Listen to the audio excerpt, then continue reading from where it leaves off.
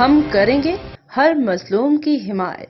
السلام علیکم، میں ہوں حرین فاطمہ اور آپ دیکھ رہے ہیں حمایتی نیوز HD چینل۔ نظر ڈالتے ہیں آج کی اہم خبروں پر۔ اوکاڑا میں بھی پاکستان تحریک انصاف کے کارکنوں نے پبلک سیکریٹریٹ میں پرامن احتجاج ریکارڈ کروایا۔ پرامن احتجاج پی پی 191 کے ٹکٹ ہولڈر چودھری سلیم صادق کی قیادت میں کیا گیا، جس میں پاکستان تحریک انصاف کے مرد کارکنوں کے ساتھ ساتھ خواتین کی بھی بڑی تعداد موجود تھی۔ اس موقع پر ILF کے عہدیداران بھی موجود تھے۔ مقررین نے خطاب کرتے ہوئے کہا کہ پاکستان تحریک انصاف کو سرکاری مشینری کا استعمال کر کے دھاندلی سے ہروایا گیا ہے، وہ تمام سیٹیں واپس کی جائیں۔